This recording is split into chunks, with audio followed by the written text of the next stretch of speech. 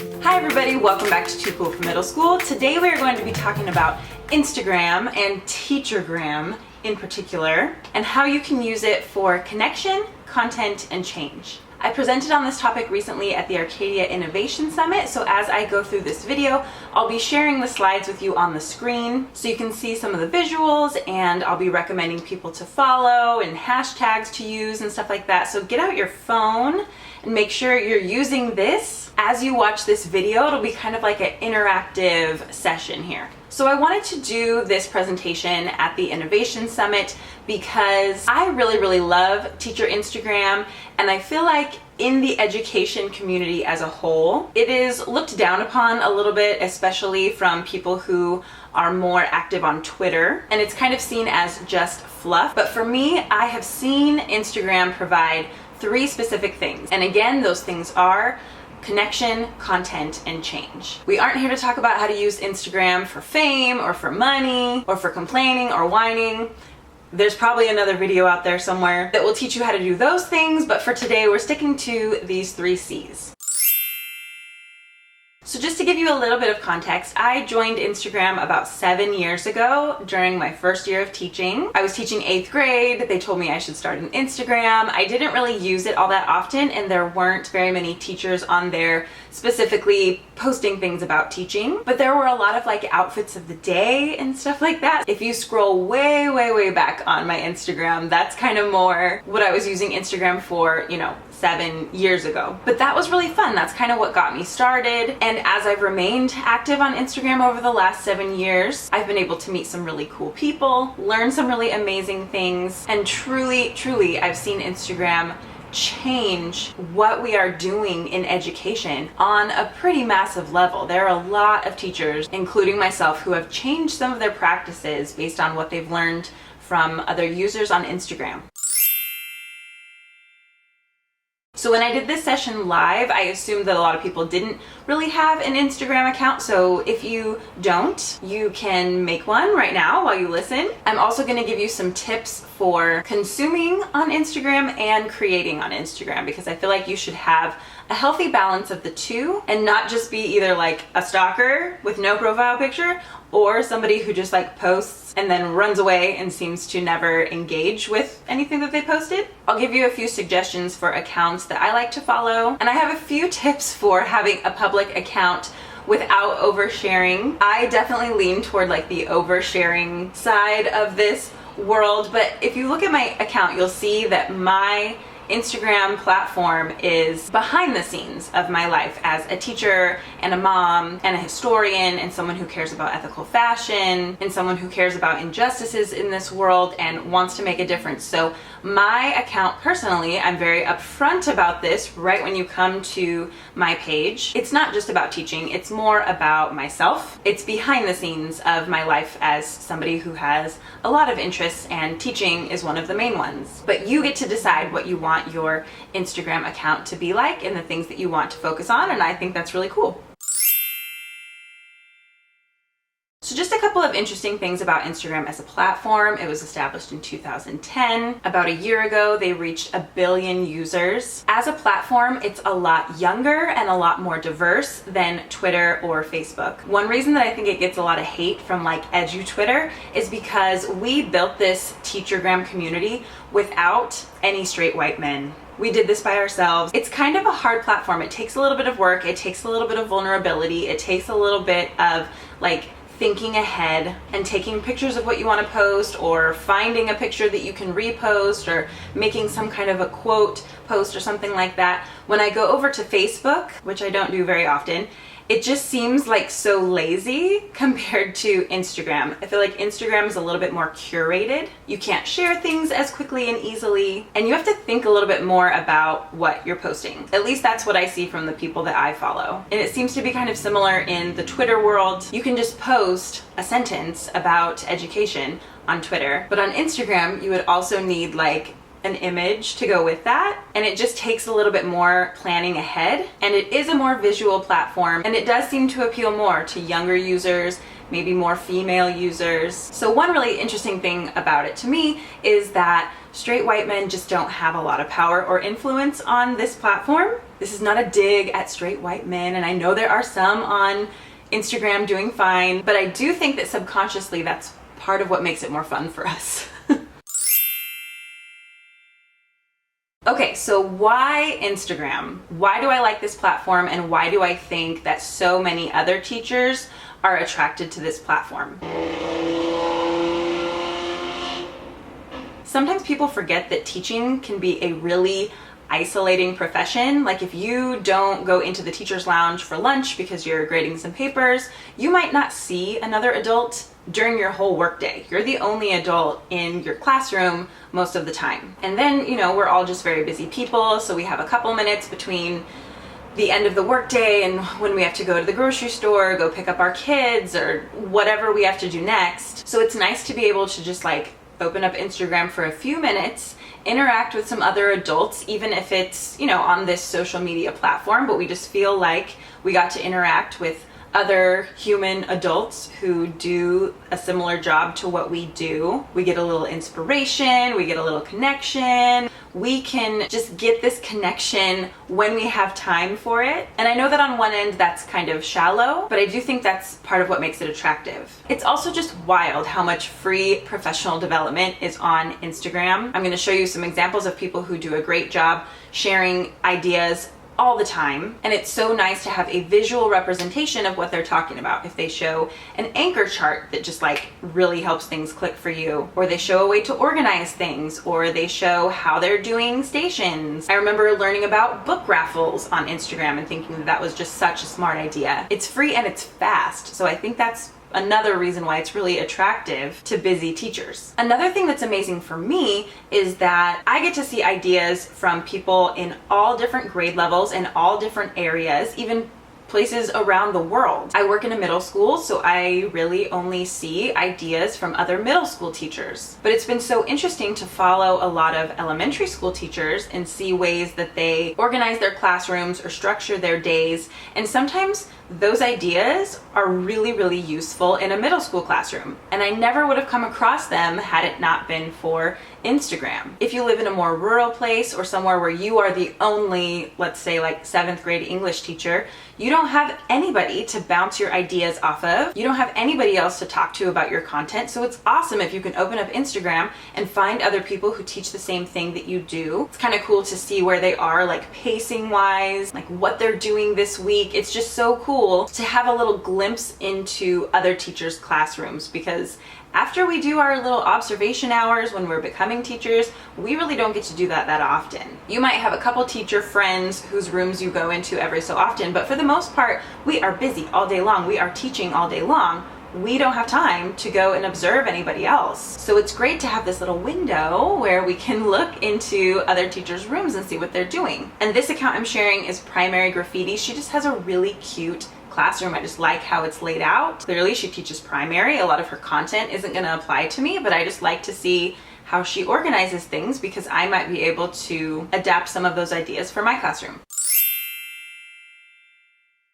It's also just nice to receive encouragement from other teachers who are going through the same thing as you. Teaching is a wonderful job. It's amazing. We love it, but we know that there are struggles and challenges that come with teaching that are really unique and that a lot of other people in other professions don't really understand. Plus, some people's accounts are just really, really entertaining. There are some people who I just love to watch their Instagram stories every day, or I know they're gonna have a super funny caption or share hilarious things that their kid said. And then some people just have really inspirational pages. And I know that if I go to their profile, they're always positive, they're always encouraging, and if I need that, I can get a little pick-me-up from Instagram. And truly, truly, Instagram has challenged me to become a better, more inclusive educator. There are things that I'm really good at, and there are things that I know a lot about.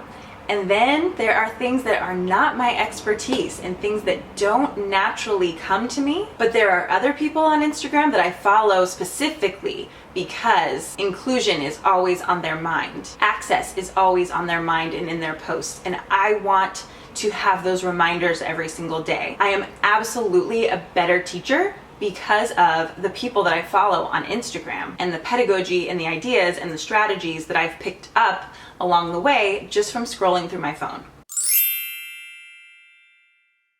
Okay, so let's talk about connection and how to find other people on Instagram who you can inspire and then who will inspire you in return.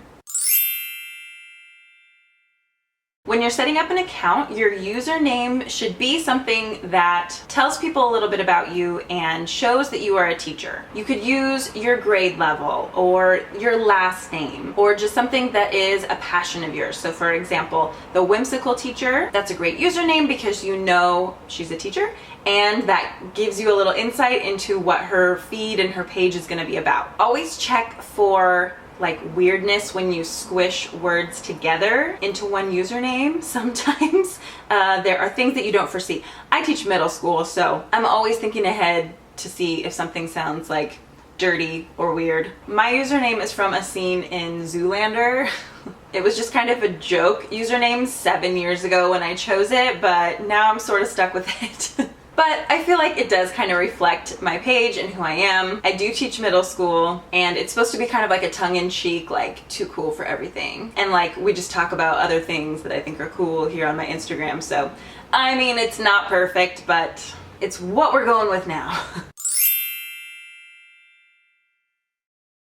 Okay, profile pictures. You absolutely need to have one. Don't be a little weird outline because people will not respond to you, people will not comment back to you. They will assume that you are a bot or a troll because there are tons of those around and we don't want to waste our time with them. So if you don't want people to know who you are and you don't want to have your face on your Instagram, that is totally fine. It's not necessary to ever show your face on your Instagram and you can still absolutely make connections and share great content and influence change. And somebody who does this really well is the Daring English teacher. She never shows her face, but she has an amazing Instagram feed. So you could use a Bitmoji or you could just make like a cute little button thing that has your username on there and, you know, is kind of branded so that it shows what you're about. So it doesn't have to be your face, but you definitely do need some kind of a profile picture that just shows people that you are willing to share a little bit about yourself, because otherwise people don't really want to share with you when it seems like your profile just makes you look sketchy. It's also nice to just kind of have a thing, like for example, the Donut Lovin' Teacher. It's a cute Instagram name. It helps you get to know a little bit about her immediately. It gives her an idea probably of what to post every so often if she's kind of like out of ideas. Anytime she sees a cute donut themed thing, she can post that. And it's just kind of a fun thing that helps people get to know you a little bit. It's great if somebody sees something and like thinks of your account. Like every time I see something donut shaped, I'm like, oh, Stacy.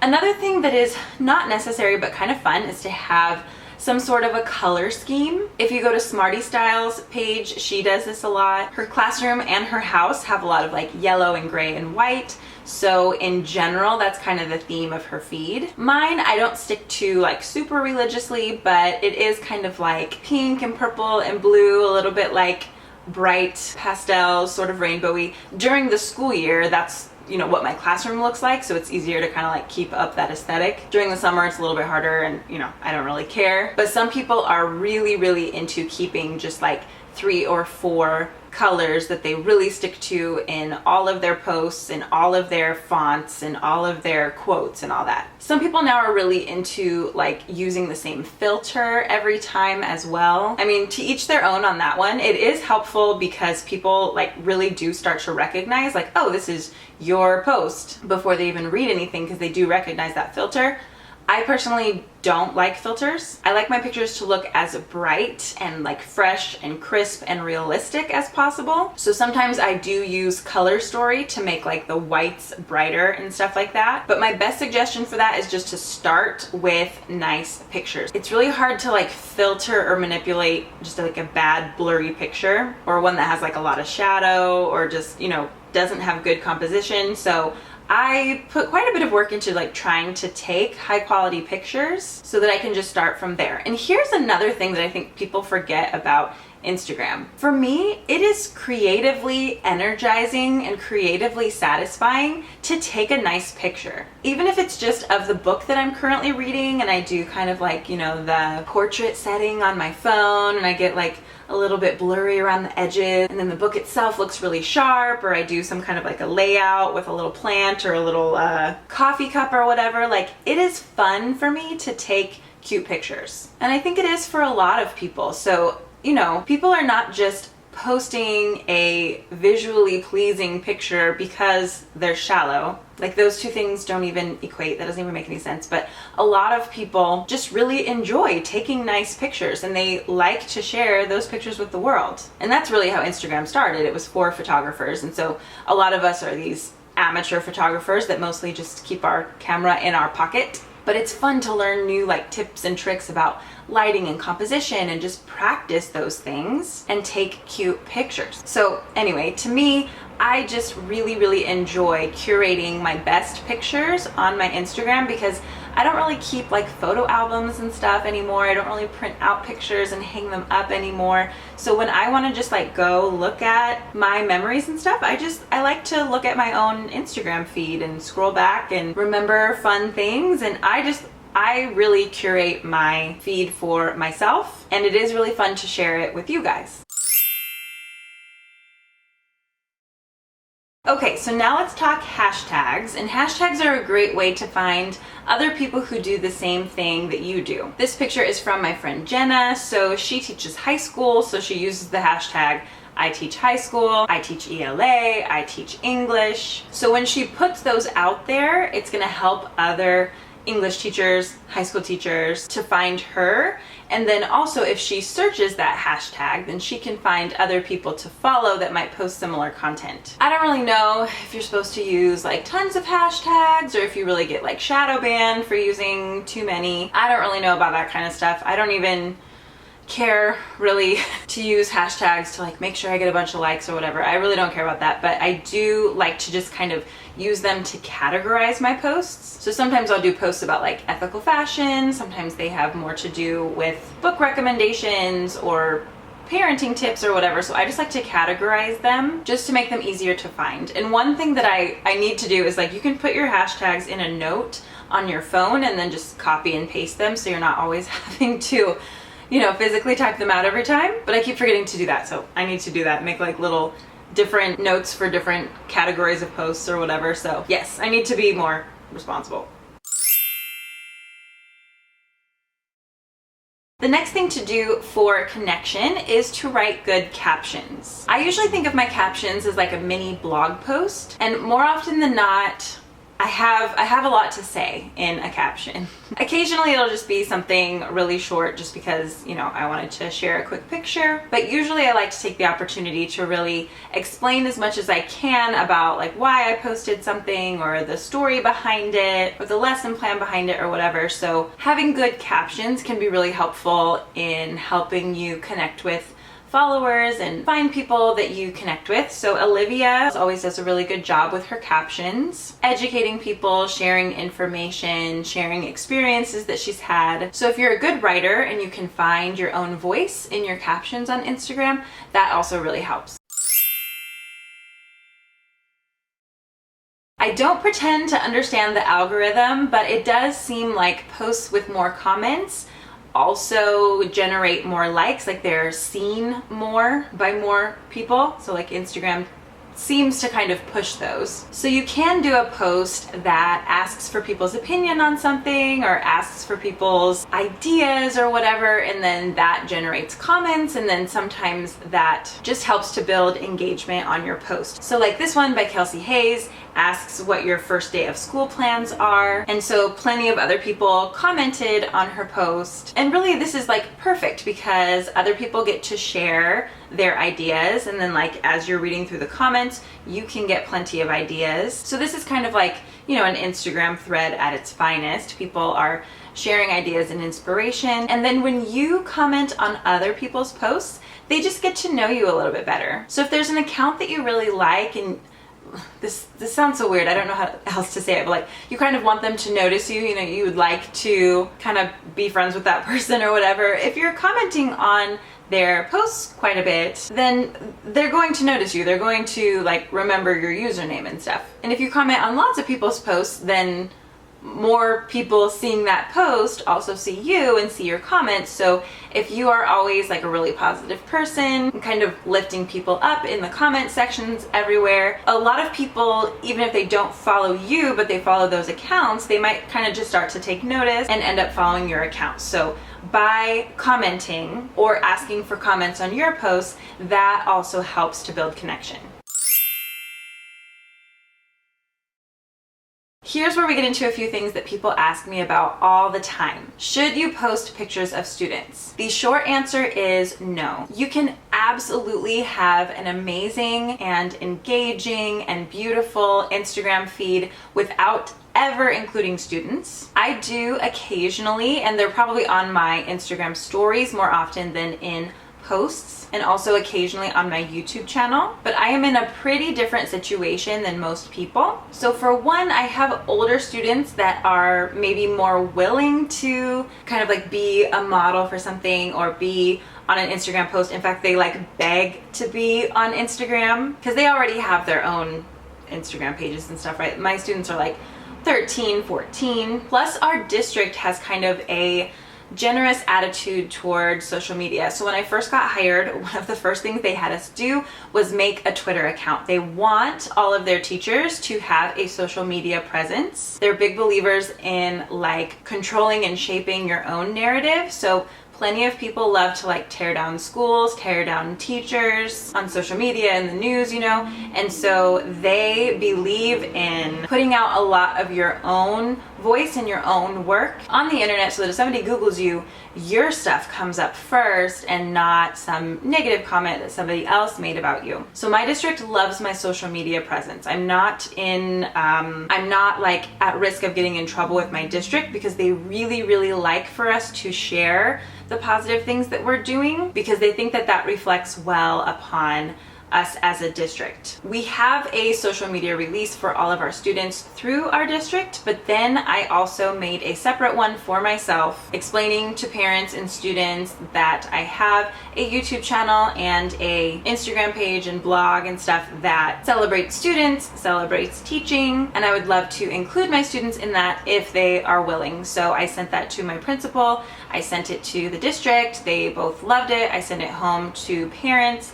and they signed it and students signed it. Legally, that's probably still not enough. FERPA trumps everything. So my little social media release is not going to protect me if anybody were to complain. So, I mean, this is why my shorter answer is just no. Don't share anything about your students at all. And I may make changes in the future, but at this point, parents really like it. I do have parents that follow me. They watch my vlogs, you know, like when I meet them at back to school night and stuff, they tell me that they've checked everything out and they love watching my stories and my YouTube channel. So parents so far have been like overwhelmingly positive. My students love it, and I only share pictures that I've also like showed to the students, like, is it okay if I put this on Instagram? They're like, yes, tag me. Of course, I never tag them, but they like it. My district likes it. I'm not receiving heat from any angle, but that could all change in a second. I know that and I understand that, and I think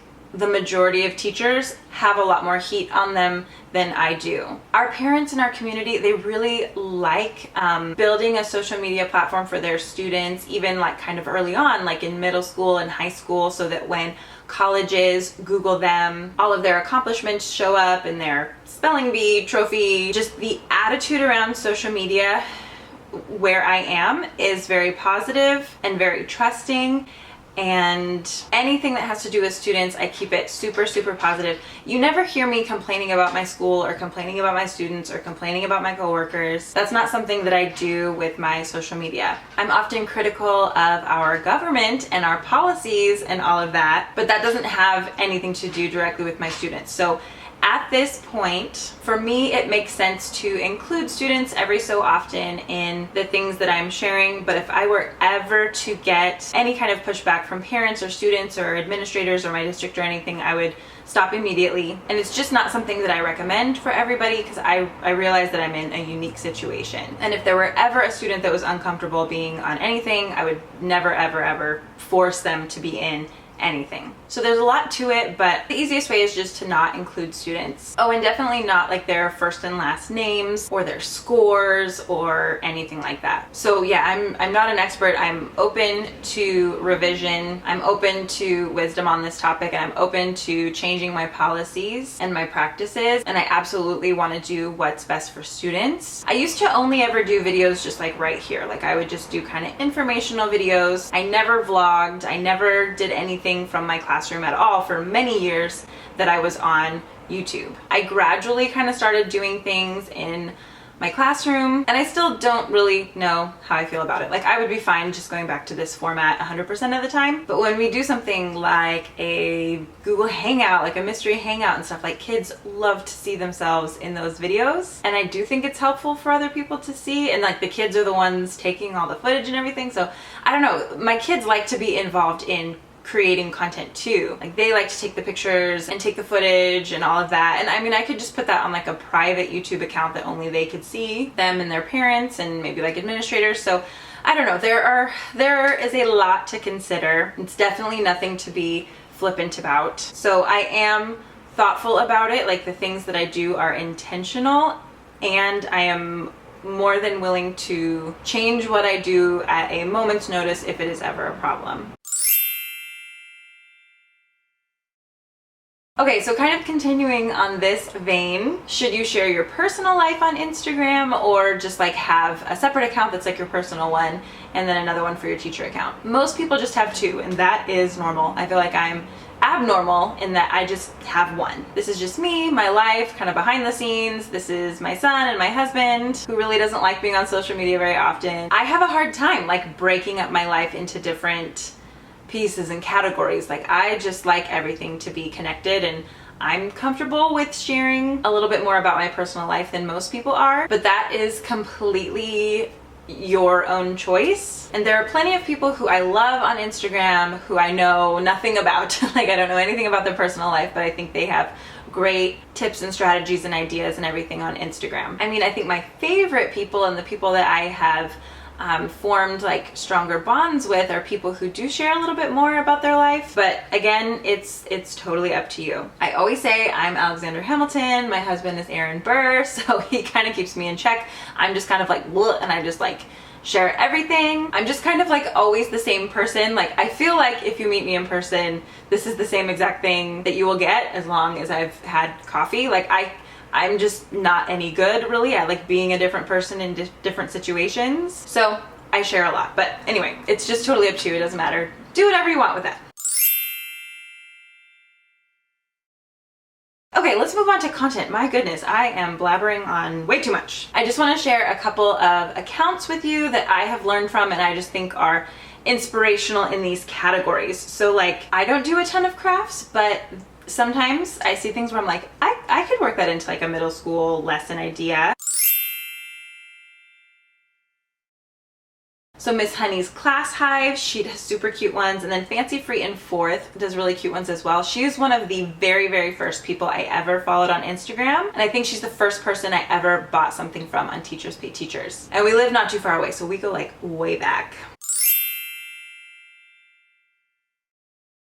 Bulletin board ideas. This is another thing that people don't really do in middle school, but because I've seen so much inspiration on Instagram, I, put a little more effort into my bulletin boards than probably anyone at my whole school because nobody cares about bulletin boards. But let's see, who is this? Head Over Heels for Teaching, Apples and ABCs.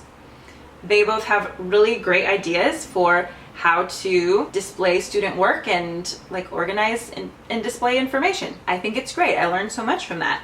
Read aloud books.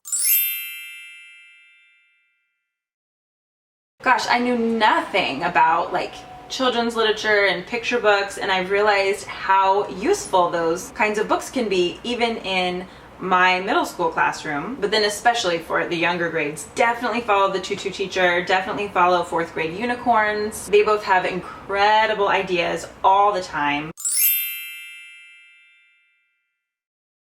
I love staying up on my young adult literature, just basically by following certain people on Instagram. So like Hello Teacher Lady shares a lot of great books, and she's another person who I know just like loves to respect a book and take a really lovely picture of it before putting it up on Instagram. We like seeing it, she likes doing it. It's just really fun to do.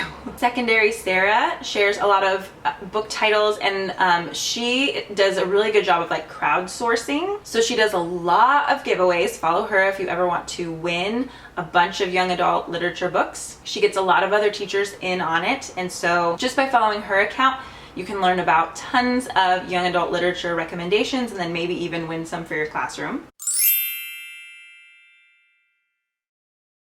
We spend a ton of time in our classrooms. Our students spend a lot of time in our classrooms. So it is nice to just make them like as comfortable and as organized and as beautiful as possible. So for inspiration just on making your classroom as nice as it can be, Happily Ever Elementary does a great job with decorating classrooms, as does Building Book Love. She taught high school and just had this beautiful kind of like Harry Potter inspired, sort of like Belle's Library from Beauty and the Beast inspired, like flexible seating, old-fashioned library aesthetic thing. It's just so great. So there's a lot of people that you can follow and get really cool ideas for just classroom inspiration stuff.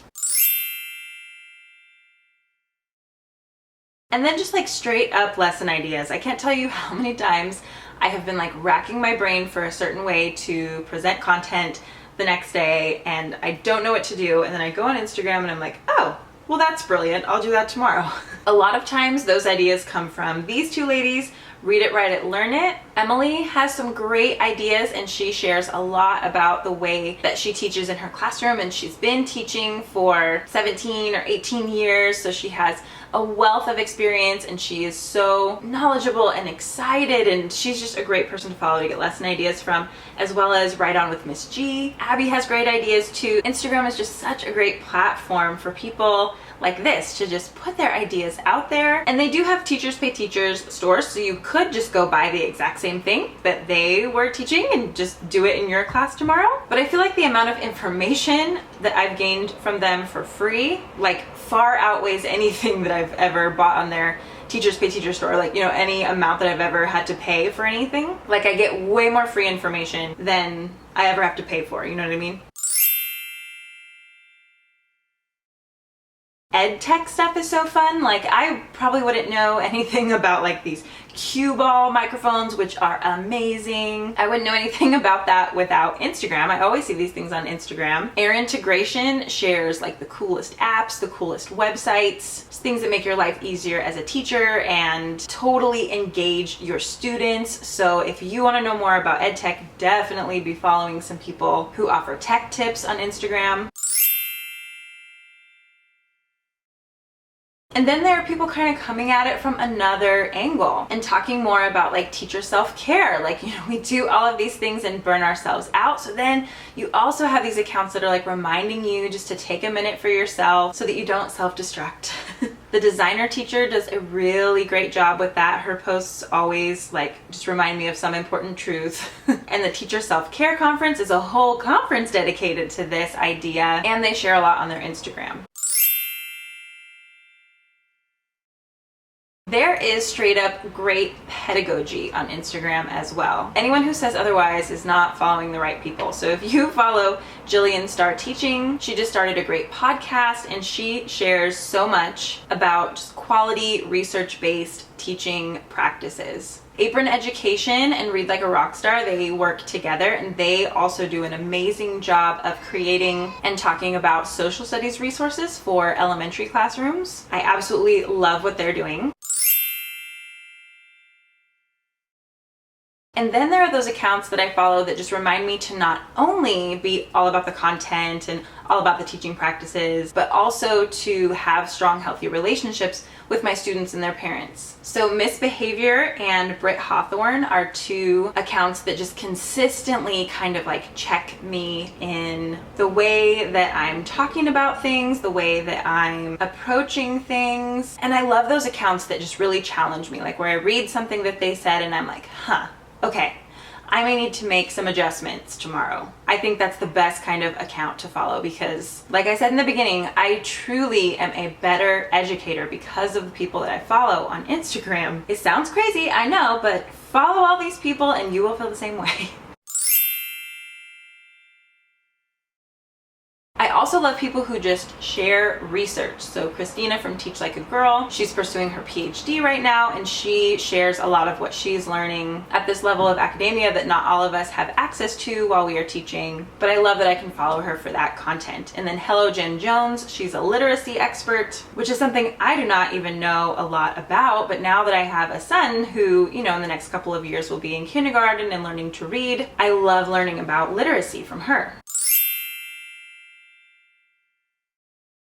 Now, I feel like once you have those connections and once you have that content, you really build a strong foundation for teachers to be a force of change. One great thing about social media is that it just gives more people a voice. So there have been several teacher strikes lately over the past couple of years, West Virginia, Oklahoma, Arizona, and Los Angeles. I don't think that I would have known about those had it not been for teacher social media. If I hadn't seen this stuff on Instagram, I just probably wouldn't have known, besides the LA one. But then even being able to see pictures and Instagram stories of people actually striking, this makes it more real to all of us. And what we need for the teaching force to be respected and paid a fair wage and have the freedom to teach how we know is best for students, we need all of us to be able to come together. And that just wasn't very feasible before teacher social media. But I think once people make those connections with other teachers, they know that they're sharing good content, and then they see that they have to strike, they're more likely to support that. And these teachers who are striking or just, supporting other teachers who are fighting for changes in education, we just have a bigger platform and we can just make our voices heard in a much more powerful way today than we ever could have in the past. I really truly think we're about to see some big changes in education, and I think that social media is at the root of it. From Instagram, we can also learn about how to teach hard topics. All of us encounter these difficult conversations with students all the time, but we don't always know how to handle it. And when other people aren't talking about it, then we're all just kind of dealing with this by ourselves, and we don't necessarily grow from it. So Liz from Teach and Transform is one of my favorite teachers who talks about really difficult issues but breaks them down in a way that her third graders can access this situation, and then teachers reading about what she does feel empowered to do the same thing in their classroom. So she had this viral post a couple months ago just teaching her students about the meaning of the word consent, and can you just give a hug to anybody that you want? What if somebody doesn't want a hug from you right now? What if someone is trying to hug you and you don't really want a hug right now? And because teachers are good teachers for the most part, they're good communicators, sometimes they're given even larger platforms. So for example, Liz did a TED Talk about her consent lesson, and she's currently writing a book. So she kind of got to practice all of her skills through teacher Instagram. She also writes for Teaching Tolerance, but we kind of do these things on a little bit smaller level. And then we've developed our skills a little bit better if we ever get the chance to speak or write on a larger platform. It's also been, I don't know if interesting is the right word, but we'll just say interesting to see how different things impact me when I actually feel like I know somebody who is involved. So because I'm so well connected with teachers around the country, every time there is a school shooting, it seems like I know somebody who was involved, somebody who was affected. So then these things that are just tragic in and of themselves hit me even harder and hit the teaching community even harder because we feel like somebody who was our friend was impacted. And I think that that's going to also make the teaching community stronger and really lead to change. So Last year, Superhero Teacher and Miss Bertels started the hashtag #ArmMeWith movement when people who weren't teachers proposed, arming teachers with guns to keep schools safer, and nobody had asked a single teacher what we thought about that, or what our ideas were, or what we wanted, or what we've seen to be effective. And so Teacher Instagram allowed us a place to come together from all over the United States and make our voices heard and say what we would rather be armed with. Mental health services, for example. So our voices are just so much stronger together.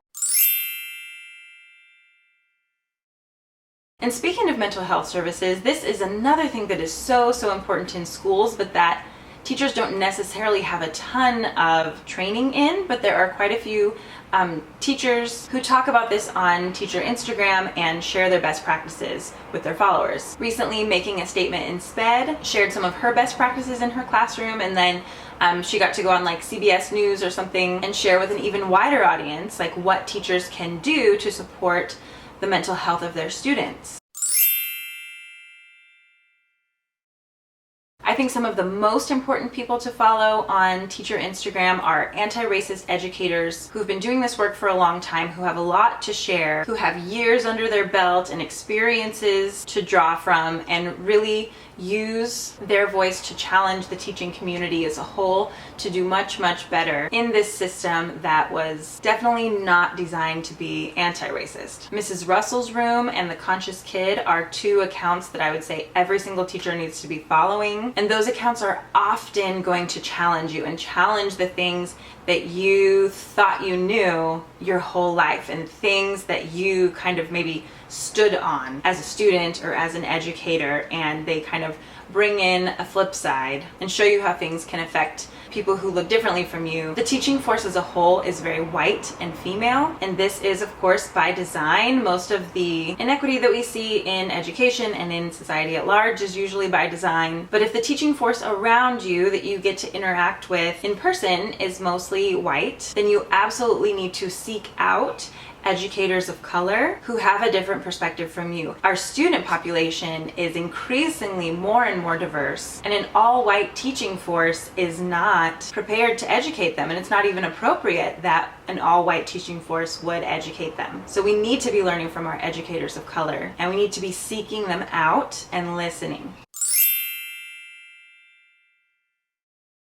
LGBTQ issues and equity and issues of gender identity are things that have always been present in schools and always been present in our teachers, but have just become very recently like more open and a little bit more common to talk about. But we're just in like the very beginning stages of being able to have much more truthful, more honest conversations about these things, and there are people who are leading the way in those conversations. I'm definitely not one of them. I'm somebody who needs to listen to this stuff. A. Schwartz is one of them. The Engaging Station is another one. So follow these people for guidance and sit with the uncomfortable feelings that you feel, because like Instagram is a very safe, pretty non-confrontational way to learn about a lot of these things that you might need to kind of like change up in your classroom and in your practice, but you're not being confronted like in person. Like you can just learn about this stuff from the safety of your own home, seek more education about some of these topics, and just kind of learn as you go. I don't know if that's the best platform, but it's better than nothing, and it is powerful for sure. Of course, there needs to be more than just like consuming Instagram posts. We need to put action behind what we've learned. I just think this is a really good first step. So personally, I've just benefited so much from having an Instagram account. I have such a wide network of colleagues and friends who are teachers all over the world in all different grade levels, and they teach me so much, and they've widened my perspective about education. I've been challenged so much as an educator, and I can truly say that I wouldn't be the educator I am today without Teacher Instagram. I recently did an interview on this topic with Azusa Pacific University, so I'll link that article down below. And I also wrote a textbook chapter with a friend of mine who I met on Instagram. She's a professor, and we wrote about how Teachergram can be used as a platform for subversive teaching. So we're really excited about that book chapter coming out, and when the book is published, I'll let you know. And if you have any more questions about anything or would like any clarification about anything, just leave questions down below. I love that sometimes, like even if I'm not fast enough to answer a question, like somebody else knows the answer and then they can swoop in and answer for me. We've created a really great community over here on YouTube as well. YouTube will always be like my first love and my ultimate favorite, but I just think such important conversations are happening so quickly over on Instagram. Okay, this video has already taken 2 batteries and 2 SD cards, so I can tell it's going to be really long, but I hope this is helpful to you. Share this video if you think that other people could benefit from it, and let me know what you think about this whole teacher Instagram community. I hope you're having an amazing day. I love you guys so much. See you in my next video. Bye.